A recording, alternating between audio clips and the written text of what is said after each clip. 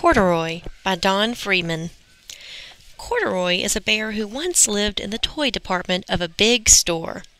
Day after day he waited with all the other animals and dolls for someone to come along and take him home.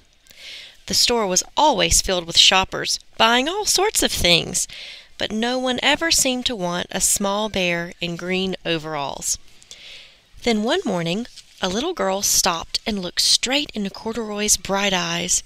"Oh, Mommy," she said, "look! There's the very bear I've always wanted." "Not today, dear," her mother sighed. "I've spent too much money already. Besides, he doesn't look new. He's lost the button to one of his shoulder straps." Corduroy watched them sadly as they walked away. "I didn't know I lost a button," he said to himself. "Tonight I'll go and see if I can find it." Late that evening, when all the shoppers had gone and the doors were shut and locked, Corduroy climbed carefully down from his shelf and began searching everywhere on the floor for his lost button. Suddenly, he felt the floor moving under him. Quite by accident, he had stepped onto an escalator, and up he went. Could this be a mountain, he wondered? "I think I've always wanted to climb a mountain." He stepped off the escalator as it reached the next floor, and there before his eyes was the most amazing sight. Tables and chairs and lamps and sofas and rows of beds. "This must be a palace," Corduroy gasped. "I guess I've always wanted to live in a palace." He wandered around admiring the furniture. "This must be a bed," he said. "I've always wanted to sleep in a bed." And up he crawled onto a large, thick mattress. All at once he saw something small and round. "Why, here's my button!" he cried, and he tried to pick it up. But like all the other buttons on the mattress, it was tied down tight.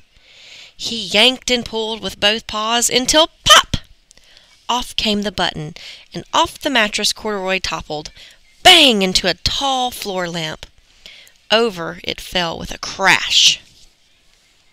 Corduroy didn't know it, but there was someone else awake in the store. The night watchman was going his rounds on the floor above. When he heard the crash, he came dashing down the escalator. "Now who in the world did that?" he exclaimed. "Somebody must be hiding around here." He flashed his light under and over sofas and beds until he came to the biggest bed of all, and there he saw two fuzzy brown ears sticking up from under the cover. "Hello," he said. "How did you get upstairs?" The watchman tucked Corduroy under his arm and carried him down the escalator and set him on the shelf in the toy department with the other animals and dolls.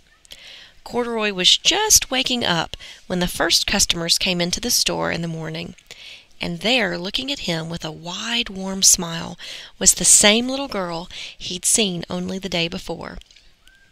"I'm Lisa," she said, "and you're going to be my very own bear. Last night I counted what I've saved in my piggy bank, and my mother said I could bring you home." "Shall I put him in a box for you?" the saleslady asked. "Oh, no, thank you," Lisa answered, and she carried Corduroy home in her arms. She ran all the way up 4 flights of stairs into her family's apartment and straight to her own room. Corduroy blinked.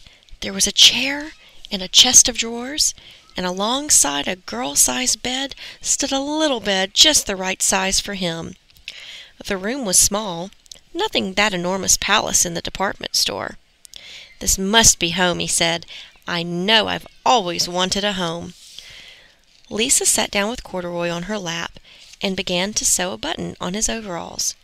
"I like you the way you are," she said, "but you'll be more comfortable with your shoulder strap fastened." "You must be a friend," said Corduroy. "I've always wanted a friend." "Me too," said Lisa, and gave him a big hug.